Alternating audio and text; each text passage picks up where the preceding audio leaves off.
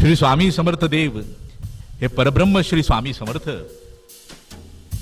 अक्कलकोट मध्ये मानवी देह धारण करून लीला करत असताना अक्कलकोट मध्ये स्वामींचा एक भक्त राहत होता. अर्थात स्वामींचे असंख्य भक्त अखिल विश्वामध्ये, पण अक्कलकोट मध्ये एक नरसाप्पा सुतार नावाचा भक्त होता. बघा नाव काय होतं त्याचं, नरसाप्पा सुतार. स्वामी अनेक वेळेला त्याच्या घरी जायचे. आपण विचार करा, स्वामी त्या भक्ताच्या घरी जायचे म्हणजे त्या भक्ताकडे निश्चितपणे स्वामी नामाची ठेव होती. तो स्वामींच्या भक्तीमध्ये बुडालेला होता, आकंठ बुडालेला होता. या जन्मामध्ये आणि मागील अनेक जन्मांमध्ये. अत्यंत महत्वाची गोष्ट. म्हणून तर स्वामी त्याच्या घरी जायचे. एक वेळ स्वामी त्याच्या घरी गेले होते आणि स्वामी बसले आहेत येऊन. त्यालाही खूप आनंद झालाय, त्याच्या कुटुंबाला आनंद झालाय. स्वामी आलेत, अरे माझा देव माझ्या घरी आलाय, माझा देव माझ्या घरी आलाय. मात्र देव जेव्हा घरी येतो तेव्हा त्या देवाला ओळखता आलं पाहिजे. अन्यथा त्याला जर माझ्यासारखाच 2 हात 2 पाय 2 डोळे 2 कान 2 नाकपुड्या 1 तोंड 1 जीभ असलेला माझ्यासारखाच माणूस समजलो तर मी स्वतःलाच फसवतो आणि त्याच्या कृपेपासून मी स्वतःला वंचित करतो. म्हणून भगवंताला ओळखता आलं पाहिजे. त्याने त्यांना ओळखलं होतं. त्याला ठाऊक होतं हा माझा देव आहे. लोक यांना महाराज म्हणतात, पण हा माझा देव आहे. त्याने स्वामी चरण धरले, स्वामी चरणांवर त्याने अभिषेक केला, स्वामींना त्याने नैवेद्यही अर्पण केला. म्हणाला स्वामी आपण नैवेद्य घ्या ना. अरे घेतो रे, अरे घेतो रे. अरे तुझ्या भक्तिभावानेच माझं पोट भरतं. मग आता तुझ्या हातात जे आहे ते ग्रहण करून मी काय करणार. स्वामीने काय केलं, त्याने त्याच्या हातामध्ये जो लाडू धरला होता त्याचे 2 तुकडे केले, एक त्याला भरवलं. आपण विचार करा, ज्या भक्ताला स्वामी स्वहस्ताने लाडू भरवतायत, विचार करा आपण काय त्या भक्ताचं भाग्य असेल. सद्भाग्य उदय पावतं म्हणजे काय होतं बाबा. आणि अर्धा लाडू त्याने त्याच्या पत्नीला दिला स्वामींनी. अगं तू पण ग्रहण कर, आनंद होणार आहे तुझ्या घरात. काय म्हणाले स्वामी, आनंद होणार आहे तुझ्या घरात. तू चिंता करू नकोस, तू चिंता करू नकोस. पण त्या भक्ताच्या मनामध्ये एक दुःख होतं. त्या भक्ताच्या मनामध्ये एक दुःख होतं. गरीब होता तो बिचारा, पण मनाची श्रीमंती अपार होती. म्हणून तर स्वामी जायचं त्याच्याकडे. भक्तीचं गाठोड प्रचंड मोठ्या प्रमाणात त्याने अनेक जन्मांमध्ये साठवलं होतं. म्हणून तर स्वामी जायचे त्याच्याकडे. पण त्याच्या मनात एक दुःख होतं. त्याची एक म्हैस होती, ती मरत वांस होती. मरत वांस म्हणजे ती व्याल्यानंतर तिचं रेडकू मृत व्हायचं आणि नंतर ती दूध द्यायची नाही. अशा म्हैशीला मरत वांज म्हणतात. आणि आता सुद्धा अशी परिस्थिती होती की म्हैस कोणत्याही क्षणी रेडकाला जन्म देईल. आणि स्वामींनी तर म्हटलं, अरे तुझ्या घरात आनंद होणार. त्यामुळे त्या नरसाप्पाला वाटलं की अरे माझा देव सांगतोय आनंद होणार, म्हणजे या वेळेला जी म्हैस माझी रेडकू देईल ते मृत होणार नाही. आणि झालं तसंच. म्हैस व्याली, म्हैशीने रेडकू दिलं,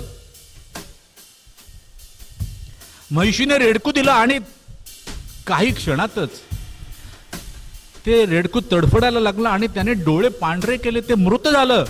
अरे बापरे, अरे बापरे, हे असं कसं झालं? माझा देव घरात येऊन बसलाय आणि त्याने मला सांगितलं आज आता तुझ्या घरामध्ये आनंद होणार. मग हे दुःख माझ्या वाट्याला कसं आलं बाबा? त्याला अपार दुःख झालं. तो आला स्वामींकडे, त्याने हात जोडून उभा आहे. त्याच्या डोळ्यातून टप टप अश्रू वाहत आहेत. तो स्वामींकडे पाहतोय आणि काय म्हणाला, भगवंता हे एवढं रेडकू जगलं असतं तर फार बरं झालं असतं. हे एवढं रेडकू जगलं असतं तर फार बरं झालं असतं. आणि त्या म्हैशीची पूर्ण कहाणी त्याने स्वामींना सांगितली. स्वामी काहीच बोलले नाही. तो फक्त स्वामींकडे पाहत राहतोय.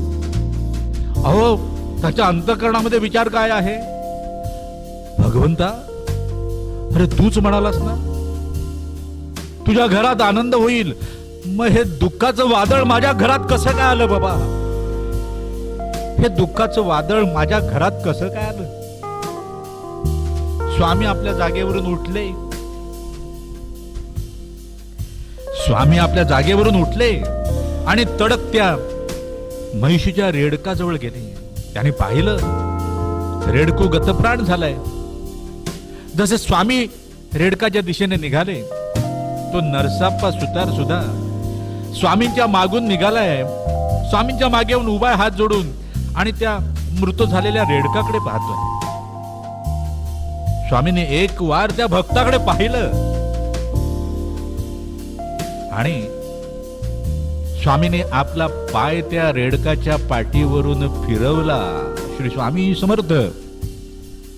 स्वामींनी आपला पाय त्या रेडकाच्या पाठीवरून फिरवला आणि जाऊन आपल्या जाग्यावर बसले.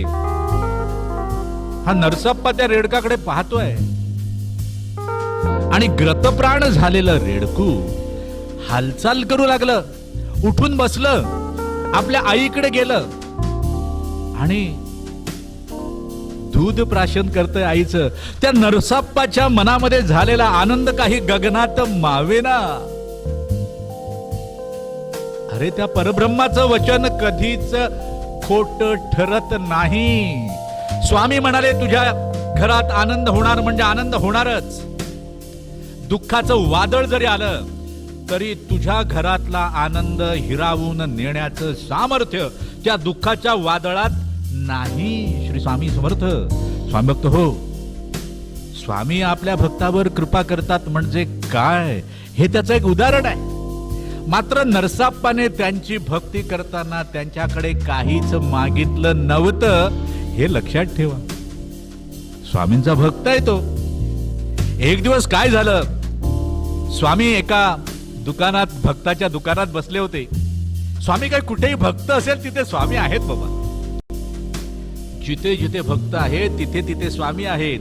मग तो भक्त राजवाड्यातला असू द्या अथवा झोपडीतला असू द्या, जिथे भक्त आहेत तिथे स्वामी आहेत. आणि नरसाप्पा आपल्या शेतात चाललाय. नरसाप्पाने शेतात हुरडा लावला होता. त्याने पाहिलं स्वामींना बसलेलं.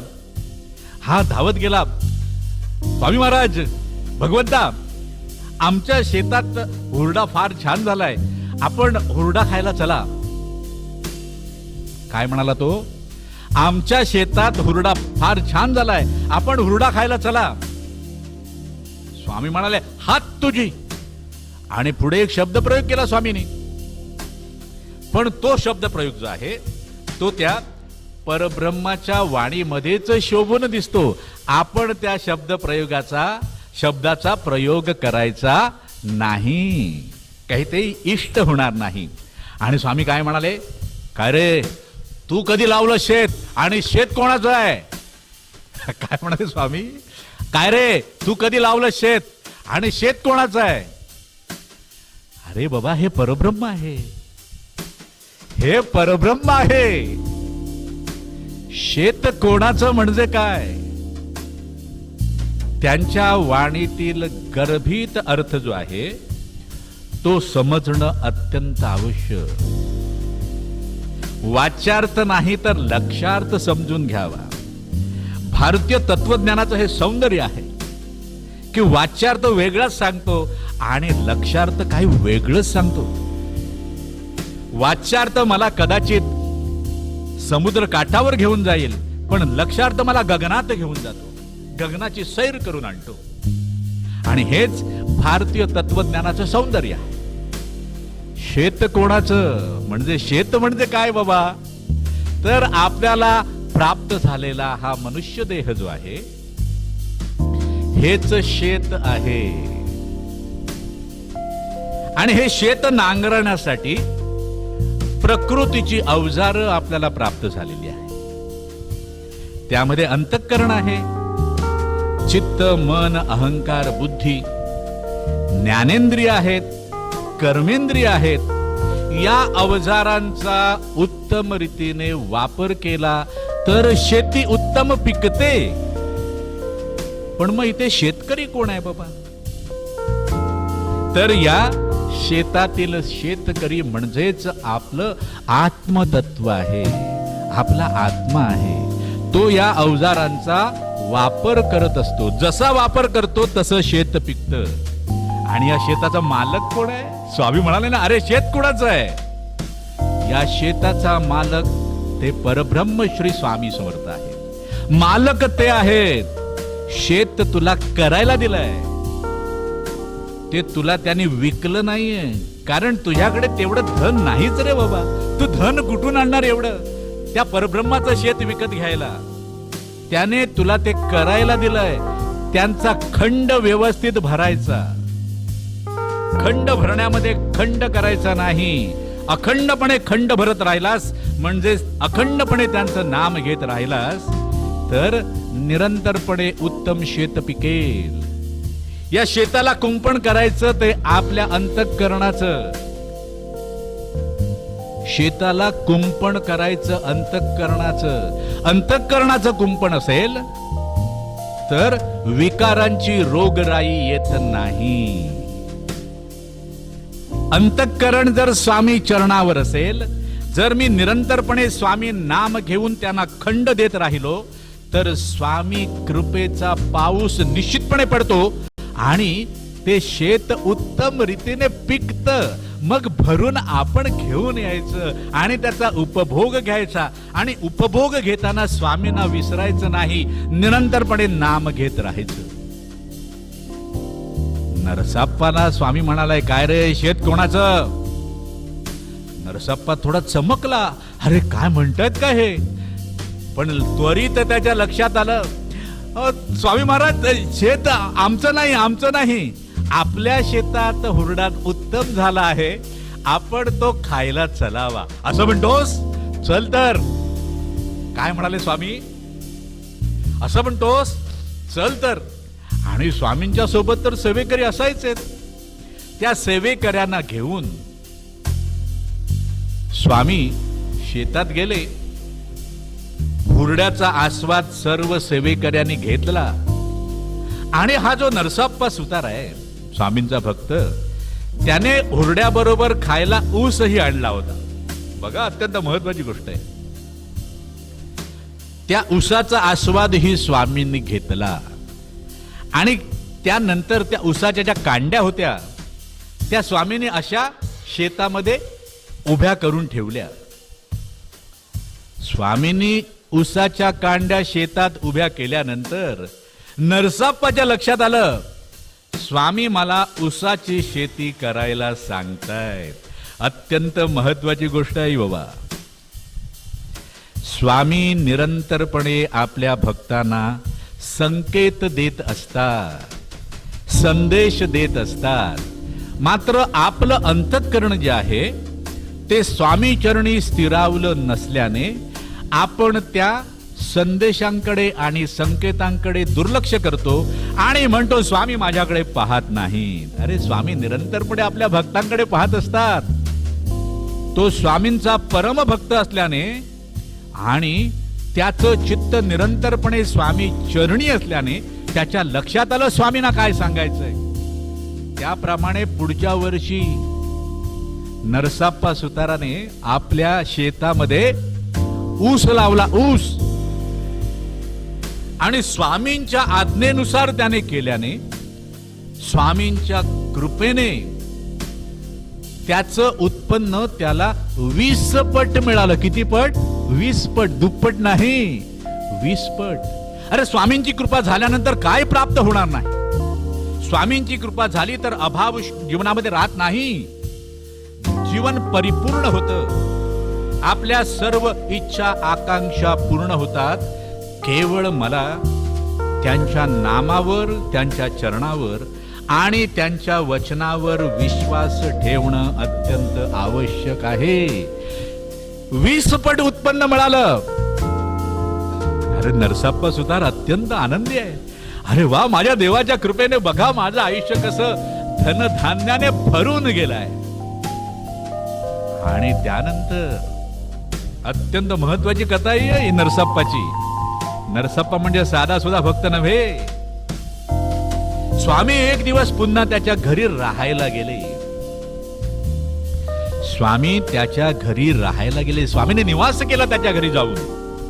आणि स्वामींचा निवास नरसाप्पाच्या घरी जेव्हा जेव्हा घडायचा तर नरसाप्पा काय करायचं, त्याला निरंतरपणे असं वाटत राहायचं की माझा देव माझ्या घरी आलाय ना, आता त्या माझ्या देवाने जास्तीत जास्त दिवस माझ्या घरी मुक्काम करावा आणि स्वामी देव माझ्या घरून निघून जाऊ नये रात्री अपरात्री. म्हणून तो नरसाप्पा सुतार जो होता तो दरवाजातच उंबरठ्यावर झोपायचा. म्हणजे जर स्वामी महाराज निघाले तर मी उठेन, मला जाग येईल आणि मग त्यांना मी थांबवेन. बघा भक्ताचं हृदय कसं आहे. पण अत्यंत महत्वाची गोष्ट काय आहे स्वामी भक्त हो, स्वामी कृपेने मला जेव्हा जेव्हा प्राप्त होतं त्यावेळेला मी काय करायला हवं, मला जे प्राप्त झालं आहे आणि जे प्राप्त होणार आहे ते स्वामी कृपेनेच होणार आहे असा भाव मनामध्ये दृढ करून मी निरंतरपणे स्वामी भक्तीमध्येच स्वतःला ठेवायचं आहे. मात्र भक्त जो आहे तो आसक्तीग्रस्त होतो आणि कधी कधी आपल्या हातून ती स्वामी सेवा निसटते. म्हणून स्वामींची कृपा झाल्यानंतर अत्यंत सावध होणं आवश्यक. नरसाप्पाच्या घरी स्वामींचा मुक्काम 8 दिवस झाला. सुगीचे दिवस आहेत. नरसाप्पाच्या मनात आलं, अरे स्वामी महाराज 8 दिवस येऊन राहिले, 8 दिवस झाले, तर स्वामी महाराज घरी आहेत म्हटल्यानंतर मला शेतात जायला मिळत नाही, सुगीचे दिवस आहेत, माझं नुकसान होईल, असा त्याच्या अंतःकरणामध्ये विचार आला. मात्र तो काही तोंडाने बोलला नाही. हे परब्रह्म प्रत्येकाच्या अंतःकरणातील विचार जाणत. स्वामींनी त्याच्या मनात, त्याच्या अंतःकरणात आलेला विचार जाणला आणि पहाटे 4 वाजता स्वामी जायला निघाले त्याच्या घरातून. स्वामी जसे निघाले याला जाग आली, कारण हा उंबरठ्यात झोपलेला आहे. हा पाहतोय स्वामी निघालेत. अरे भगवंता तू आता कुठे चालला? स्वामी मला सोडून जाऊ नका. त्याने स्वामींच्या चरणावर माथा टेकला. आपण मला सोडून जाऊ नका, आपण मला सोडून जाऊ नका. अरे अरे अरे अरे सुगीचे दिवस आहेत तुझे. आम्ही इथे थांबलो तर तुझं नुकसान होत आहे, मग कशाला आम्ही थांबू? आम्ही निघालो. स्वामी काय म्हणाले, अरे सुगीचे दिवस आहेत तुझे, आम्ही इथे थांबलो की तुझं नुकसान होत आहे, मग आम्ही कशाला थांबू? आम्ही निघालो. त्यानंतर नरसाप्पा स्वामी चरणावर पुन्हा पुन्हा माथा टेकतोय, कान पकडतोय, उठाबशा काढतोय, आपण मला सोडून जाऊ नका. स्वामी काही ऐकले नाही. स्वामी तसेच निघून गेले. अत्यंत महत्वाची गोष्ट आहे स्वामी भक्त हो. स्वामी कृपा करताना कृपेचा वर्षावच करतात.